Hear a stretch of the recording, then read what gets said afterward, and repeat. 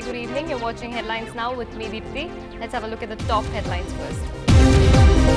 Uproar in the parliament as LK Advani termed the UPA2 as illegitimate.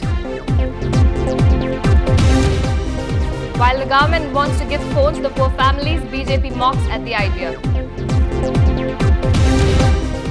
Reports from Global Hospital suggest that Vilas Rao Deshmukh is stable but still on ventilator support. Mary Kom loses the semis match against Nicola Adams, but she bows out with the bronze. Gagan gets a traditional Marathi welcome at Pune, calls the Olympic journey a roller coaster ride. News in detail. The Lok Sabha was adjourned for the second time today after BJP leader LK Advani termed the UPA government as illegitimate. Never in the Indian history, crores of rupees were spent to win votes in the House, and I believe that the election of UPA2 is illegitimate, Advani said.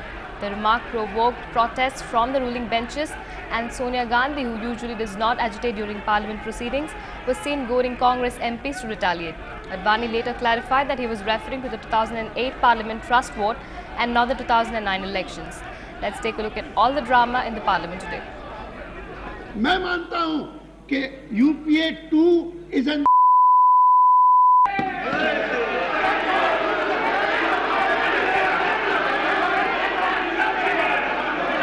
But today he has been saying that the entire election was. So it is insult of all of the people who are elected. And I think he should withdraw. I think he should withdraw his word. Today is the first day. It is the first day. Madam Speaker, I am not referring to the 2009 elections. I am referring to vote of confidence in the House. I am not referring to the 2009 elections, but to the vote of confidence in the House.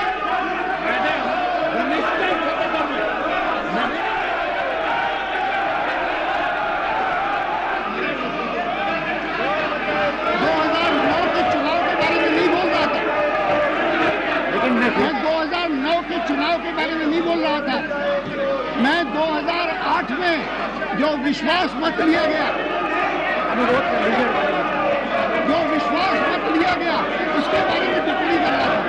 एक शब्द पर सबकी भावना को ठेस पहुंची है और आप उसे अगर वापस ले लेते हैं तो हम आगे चलाएंगे। मैंने UPA2 को कह दिया, मेरी गलती थी, और मेरा कहना था कि UPA1 के समय में ही एक प्रकार से जब विश्वास मत यहाँ पर लिया गया तो हिंदुस्तान में कभी भी ऐसा नहीं हुआ।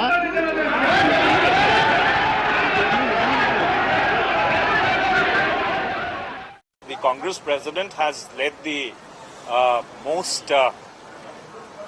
the oldest political party in this country for the past 12 years.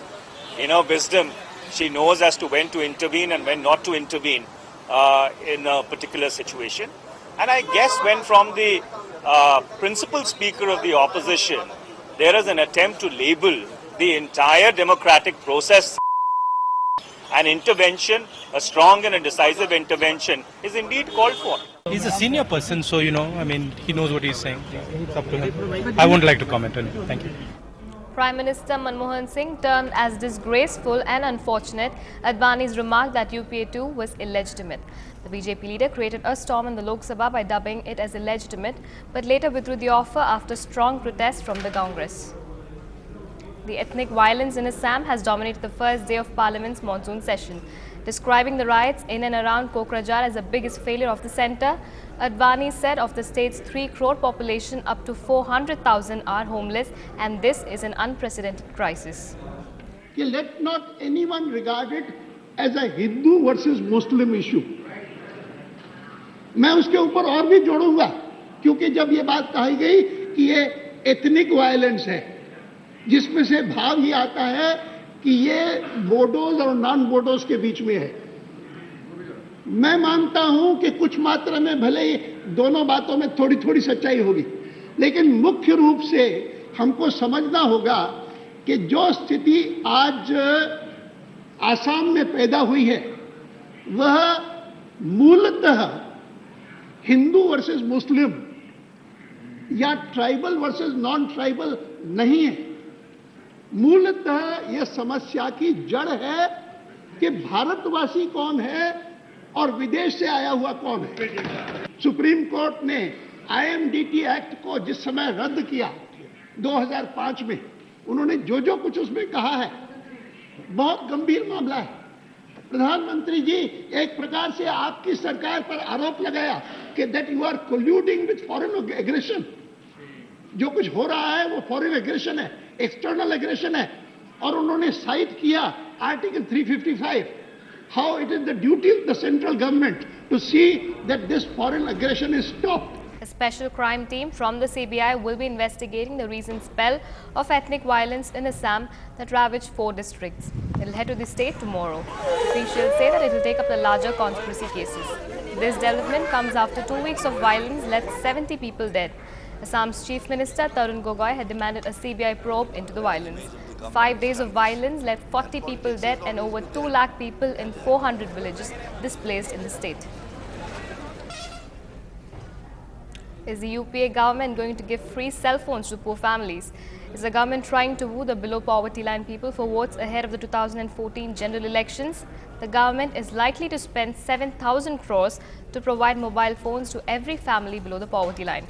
The scheme titled Har Haath Mein Mobile will be announced on Independence Day in PM's speech to the nation. Some newspaper reports also suggest that 6 million families will get a phone and 200 free minutes.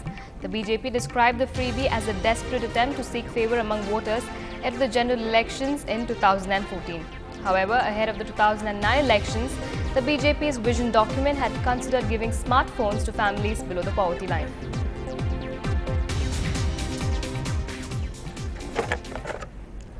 मुझे तो हंसी आती है। सरकार की प्राथमिकता क्या है? सरकार को 3 काम तो सबसे पहले करने चाहिए। पहली बात कि इंफ्रास्ट्रक्चर में बिजली सबको उपलब्ध हो। आप रिमोट एरियाज में मोबाइल फोन दे देंगे तो चार्ज कहाँ से करेगा आदमी? उसके घर में बिजली आती नहीं है।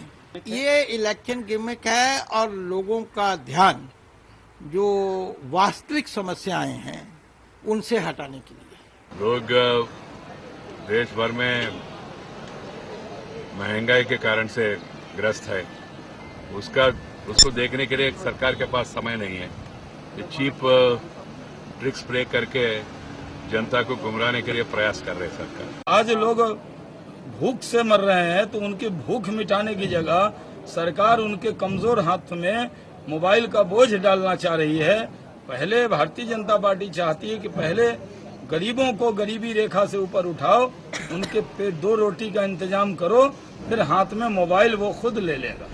The condition of Union Minister Vilas Rao Deshmukh continues to be critical but stable according to sources at government global hospitals where he's been treated since Monday evening. Hospital sources added that Mr. Deshmukh continues to be on life support and is on a 2-day observation from yesterday. The Deshmukh family, hospital authorities say, is not comfortable sharing details of his health with the media and hence the hospital has not been issuing any medical bulletin. They say at this point only the family can brief the media or communicate via social media on the minister's ailment and health condition. Getting back to the state, Tamil Nadu Chief Minister Jayalalitha sanctioned 750 crores for the year 2012-2013 towards implementation of her government's integrated urban development mission, taken up with an estimated cost of over 6,000 crores. The scheme aims to provide basic amenities such as drinking water and solid waste management, among others, to cities and towns in the state, with Tamil Nadu recording one of the highest urbanization figures at around 45%, with numbers projected to reach 60% by 2020.